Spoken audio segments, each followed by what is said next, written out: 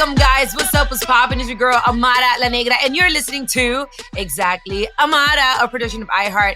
I once again want to thank you guys so much for tuning in, for always being there, for hitting me up on Instagram, on my social media platforms, to be like, yo, I love the show. I love what you're doing. I really, really enjoy getting all this great feedback because everything I do it for y'all. By the way, as usual, I always remind you, don't forget to give us those 5 stars.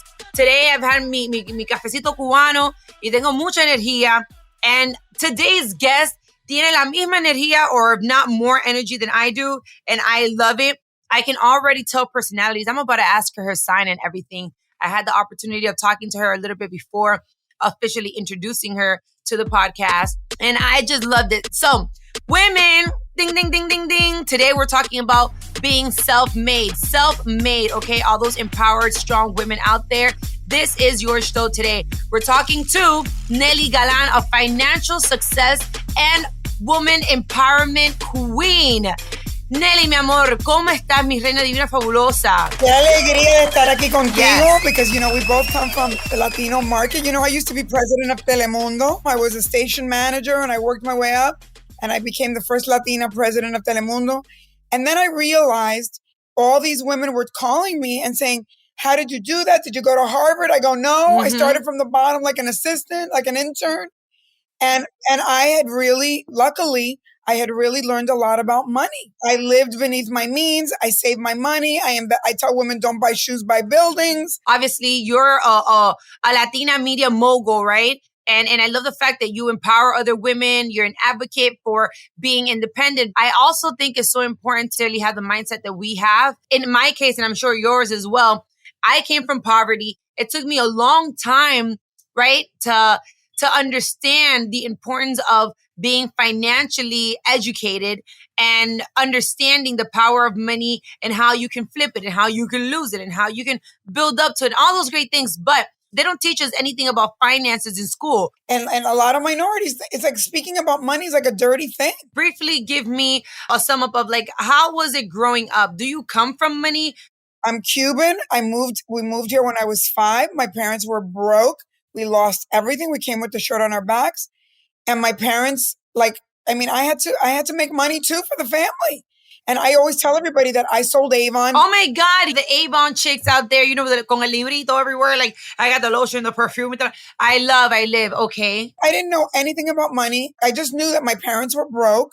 And I was lucky because I worked for a lot of rich people and I asked a lot of questions. I realized, Oyeme, these people are not doing what my parents are doing. Like, I thought it was so important to work for other people only and get a salary and all that. And I realized if you don't have a side hustle, if you don't start thinking like an entrepreneur, if you don't start thinking about how to make money, put the money away and then invest the money. One of my bosses said to me, when you grow up, you got to live beneath your means and buy property so that you make money while you sleep. And I thought, eso me está hablando en chino. I don't know what he's talking about. Right. And it's like, we don't know that the money you make and the money you might save isn't going to take you to the rest of your life. If we don't start that process, even like in the gig economy that you drive an Uber, like so many immigrants now, they're coming from Venezuela and all these countries, they drive an Uber and you put that money away and you invest that money. Cuando pasen 20 años, you're not going to have money. You're my type of friend, okay, period. But there's a lot of women, there's a lot of guys that are like, yeah, but I don't think I can do it. The word debt has become a fearful word. You have to somewhat get yourself in good debt. Can you talk about your experience with debt? Were you scared to get in debt? Were you scared to start? How did you start financially? I think that the first thing you got to do is be very grounded and want it. You have to draw it. You have to say it. In order to manifest big things, you have to declare what you want. And then you have to sacrifice a little bit. Como people think sacrifice is a bad word. It's just like you got to sacrifice a little something for a period of time to get on the road to your goals. So la primera cosa is you got to save money. And the way you save money is by any means necessary. Like I was talking to Alex, your producer. Sometimes you can't live in New York City, in LA, in Chicago. Sometimes you have to move to other places, emerging cities. He just moved to North Carolina.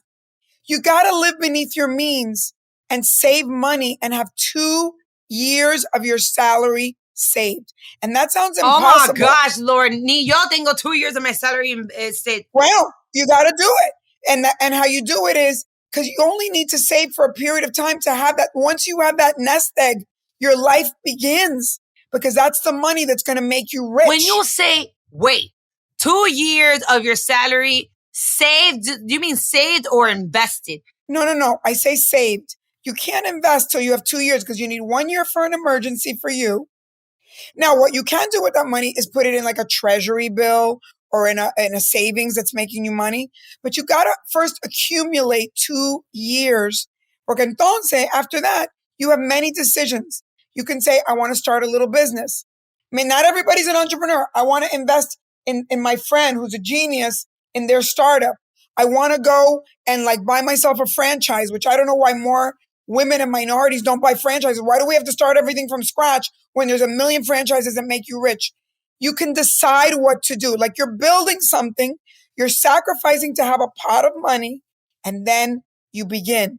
And sometimes in order to do that, you got to move first to a cheaper place. If you're single, you got to have more roommates. Maybe you're not buying Starbucks every day. You got to sacrifice for a short period of time in order to think like a rich person. You have a pot of money now to decide what are you going to do next.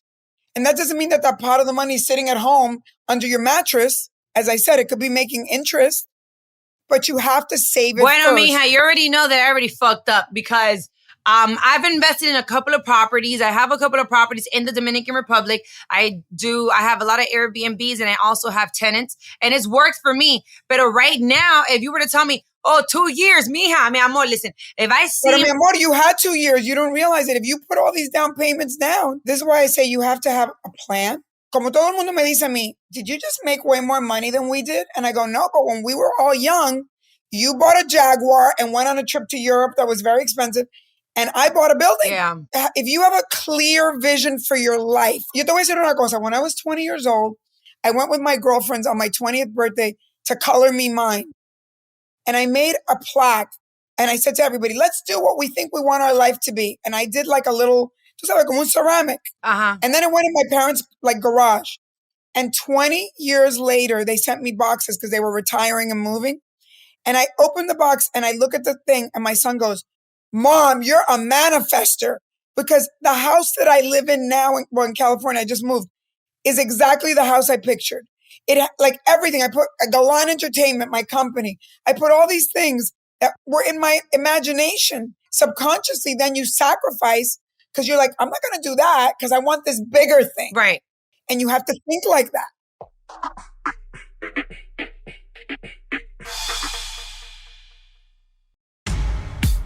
We all know about Telemundo, right? There's only like 2 major networks, I think, for Latino communities, like Univision, Telemundo. How did Telemundo influence you? How did it make you grow as a woman, as a professional?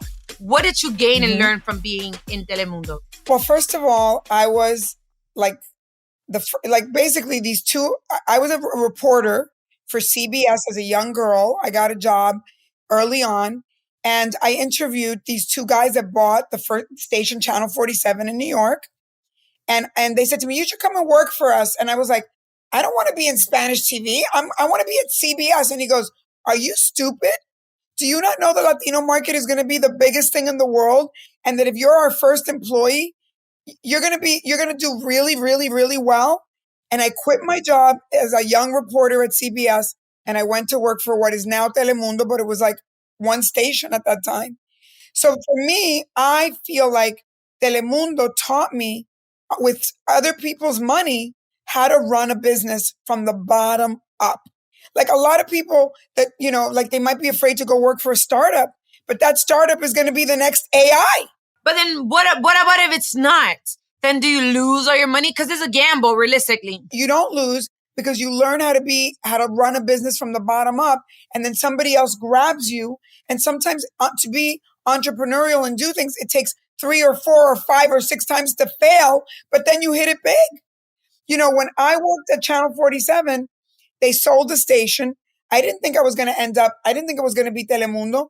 I started a little business and for 4 years I made no money, but I did odd jobs and I did a lot of jobs and I stayed the course. And I this little company that I started to launch channels abroad, I ended up launching HBO, ESPN, Fox, all these channels in Latin America. My company finally hit big.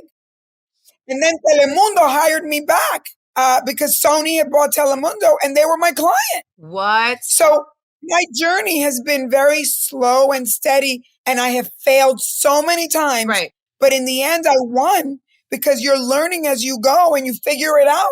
You went from that to, real estate investments and all these other things. Where do you think your passion stands at this moment? Well, first of all, I went from Telemundo, we sold it to NBC, and then I became a producer. So I became Tyler Perry Latina. I produced like 700 shows, including The Swan, which was a big hit in English for Fox. So I produced shows in English and Spanish. And then at the same time, I started investing in real estate. And then finally, when I had made a bunch of money, I had a little kid at the time, now he's 23. And he was not doing well in school. And he goes, Mom, you never finished school and you've done really well.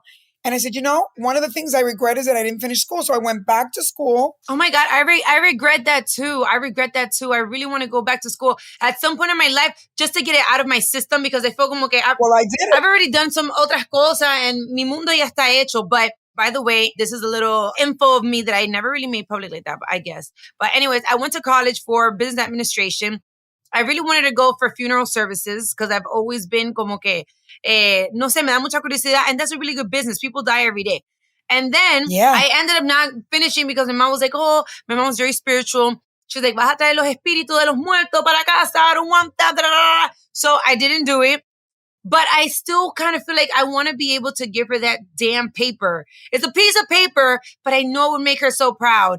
Let me just tell you, it's never too late to go back to school. My stepson is the #1 skateboarder, P-Rod, and he's about to retire as a skateboarder down, in a couple of years. And I tell him, you should go back to school. It's never too late. And school isn't always just about a papelito. It's about having time to think, what am I going to do next? What can I do that is like different?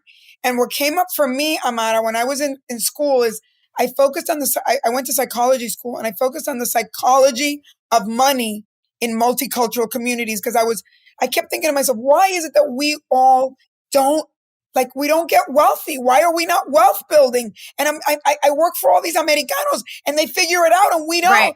And I went deeply into that. And that's when I decided to write this book. Yes, I definitely want to talk about that. Let's get into your book, okay?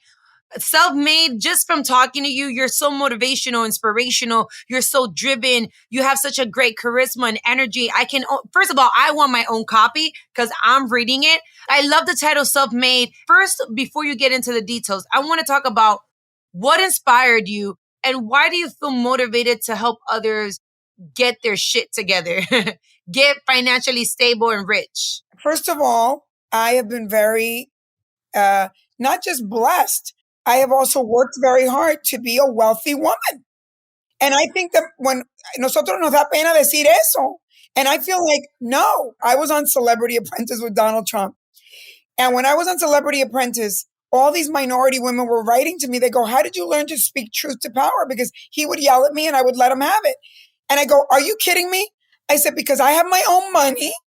Because I've worked for a lot of very rich people, I found my voice. But you know what? When you have your own money, you don't put up with a bad man. Ooh, you don't put up with a bad boss. Preach. You don't put up with a bad company. You don't put up with a bad country. I know that's right. Okay? So I realized that because so many people said to me, you're like a hidden figure. How did you do it? And I had not gone to Harvard or anything. I went to school later. Right. So I wanted to write a book and the book, I love what I wrote here because I said, the book is called Self-Made, Becoming Empowered, Self-Reliant, and Rich in Every Way. Because also as a Latina, it's not just about money. It's rich in every way, rich in family, rich in spirituality, rich in love. But money is important because there's mission and there's money. And in a way, money has to come first. You have to get your life settled financially in order to really do big things. Ahora, yo quiero hacer un podcast porque me da la gana. Yo quiero make a movie porque me da la gana. I can do it because I made money first and I'm still young. Right. And I made money by sacrificing and investing the money. And I wanted to tell other women how to do it.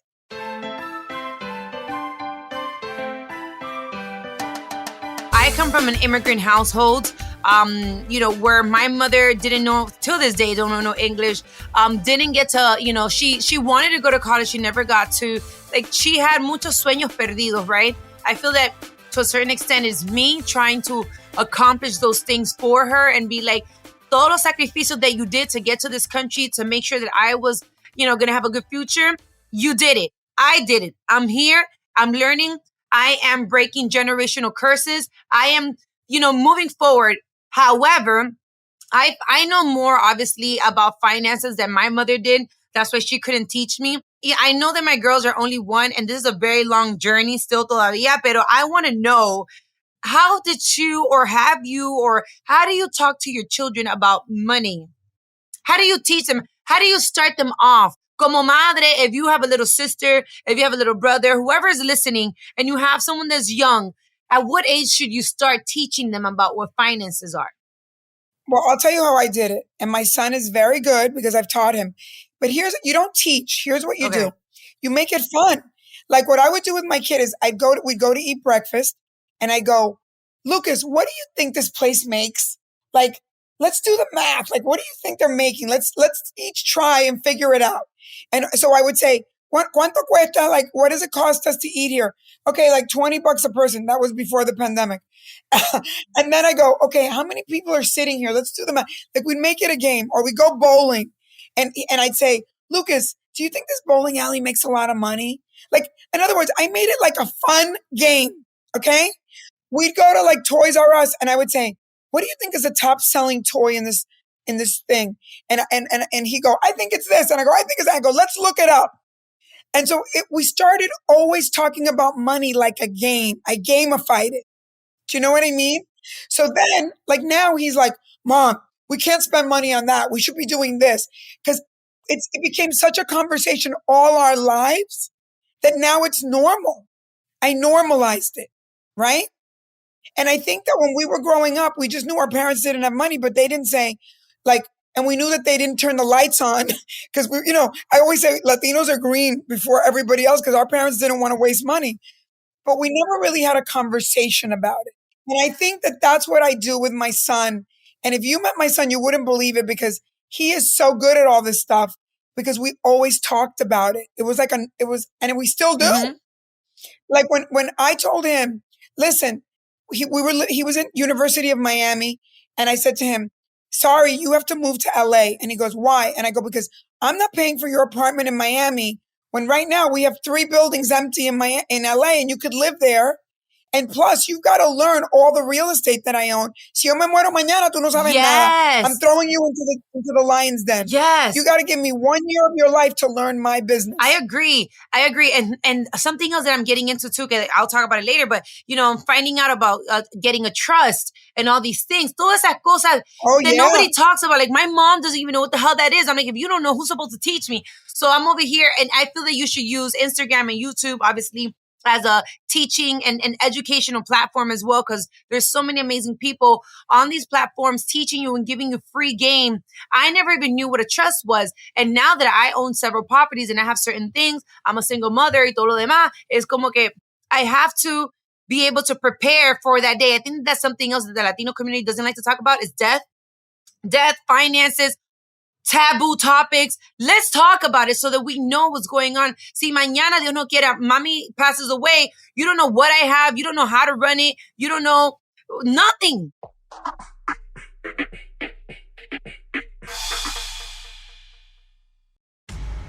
I was a single mom too. And in a way, it's a blessing because then you get to mold your kids the way that you want. And it's very important that they see that you're always learning and that you care about learning and that it's okay also that everything is moving so fast in the world that we also, like right now, AI is going to be the next big thing and we have to learn all that.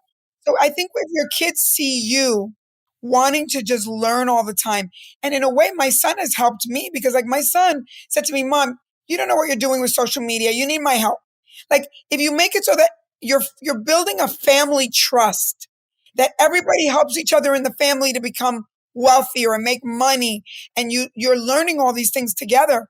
It's what we never had. Yeah, but at the end of the day as well, something that I've studied and seen myself, There's many other communities, let me just put it as a whole, communities where wealth is built into the family as a whole. We're not in competition with one another. You know, we do businesses together. We buy properties together as a family. We do things. So financially, we're able to create a name, como los apellidos, McDonald, Fulanito. You know, you create a power household, but we're in a generation, we're in a time lapse where people are competing against each other. You're competing against your brother and your sister instead of looking at them as partners that you can rely on. And you're dividing your wealth because everybody independently wants to have so many things que everything starts to fall apart. I think that is important for the Latino community to learn that in order for us to create wealth is how can we leverage off each other. Si tú tienes una prima que es abogada, why are you going to go pay somebody else? Habla con tu prima and said this one, fulanito, is a constructor, and you can build together. I mean, the idea of like, which we don't even think about is like generational wealth.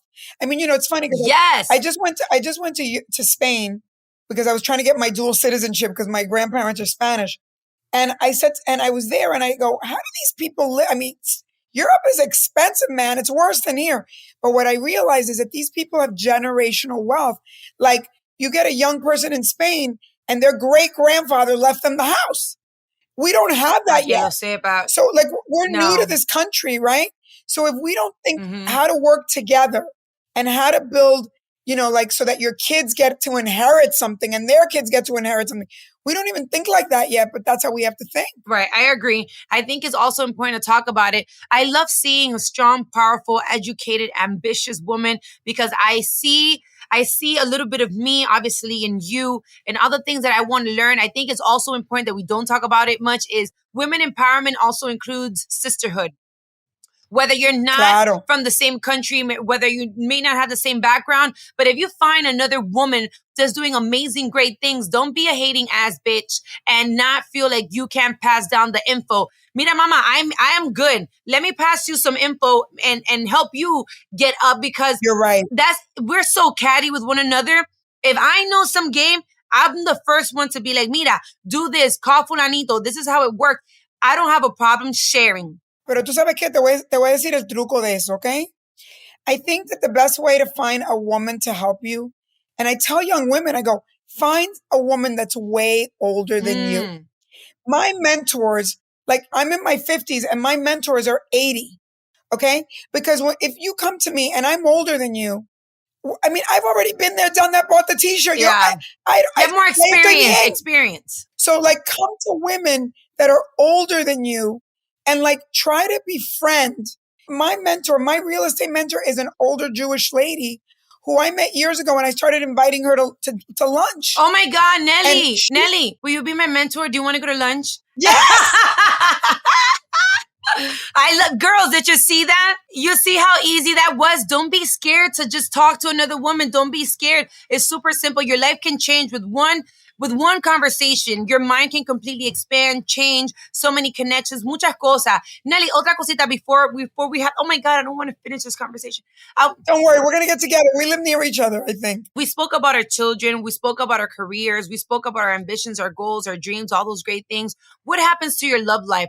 Do you feel, because I talk about it all the time, when you're an independent, strong woman, it's very hard in my eyes to find a man that doesn't see you as competition, who can see you as a partner, who, you know, all those things. Has it been hard for you? Has it been easy for you? Did you have a partner? How did you go about this?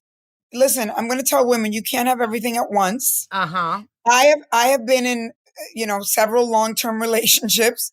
I mean, I just broke up with someone that I was with for 13 years. I'm alone. I am in a place and alone because I finally realized, you know, I didn't want to die without finding real love. And I've had many loves, but, you know, they don't always last. Exactly what you said. When you're an empowered woman, no es fácil. Pero I don't give up. And I believe it's possible for all of us. It just doesn't happen all at once. And to me, I wouldn't give up all my empowerment, all my accomplishments, everything that I've accomplished, because I feel very whole and complete. And I think that to find someone that's also whole and complete, you have to feel that way. I hear you. It's been very tough for me Pero too. no es fácil. No es fácil. I say you can't have your cake and eat it too. I wish that we all could. Vamos a decir la verdad. I'm going to just speak for myself because I'm older than you. When I was younger and I was young and dating a lot of people, when I look back now, because I've had time to reflect, I dumped a lot of people that were really great men for guys that were a little more dangerous and sexy. También. También metemos la pata mucho. Girl, talk about it. Yo metí la pata, mira, hasta los ojos. If I had to give advice, now we all don't listen because when our hormones are raging, we make bad choices. I would say choose a man that you think would be a great father. Because in the end, our children are the loves of our lives. And you're never going to respect a man if he's not a good father to your kid.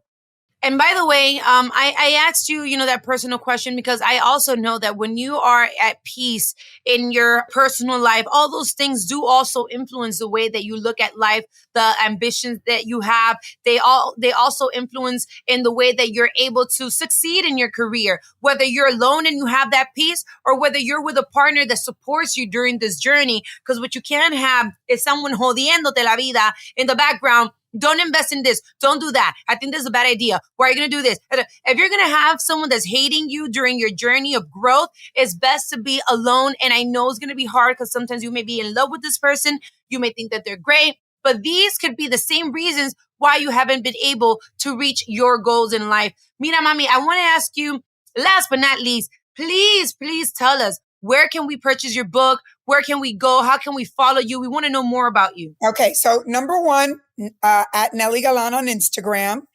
My book in English is called Self-Made, and in Spanish it's called Adelante. You can get it on Amazon. And I have a podcast, Money Maker, in English, and Mi Mundo Rico en Español, because I did that for all the immigrants. I want all these beautiful immigrants that are coming into America to be able to be onboarded financially. By the way, you have to do my podcast too, because I love you. I love that.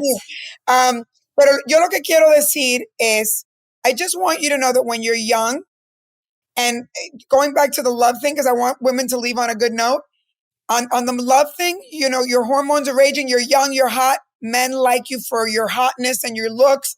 But the good news is, as you get older, and men have gone through a lot of hell with a lot of women that are taking their money and all this stuff, men like you later in life. You have a whole new batch of men that like you because they admire and respect you. Amen to that. And that's what you want your kids to. You want your kids to respect and admire you, so they pick good mates.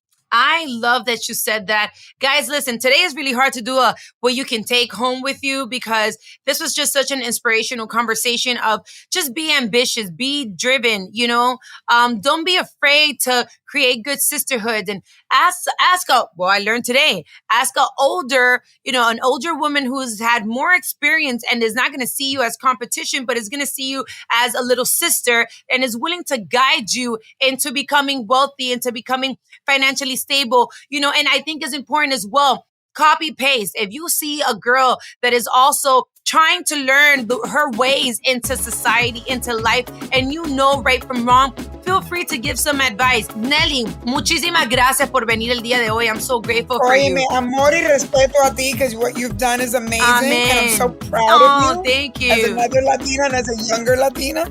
Very proud. Amen. Likewise. I love having women like yourself. You're such an inspiration. Como Latina, también me siento muy orgullosa de all the great accomplishments that you've done. And I just want to tell you guys, thank you so much for being part of Exactly Amara. Follow me on Instagram at Amara La Negra ALN, Amara La Negra ALN. And remember that this has been a production of iHeart's My Cultura podcast network. For more podcasts from iHeart, visit the iHeartRadio app, Apple Podcasts, or wherever you listen to your favorite shows. This is your girl, Amara La Negra, and you just heard Exactly Amara.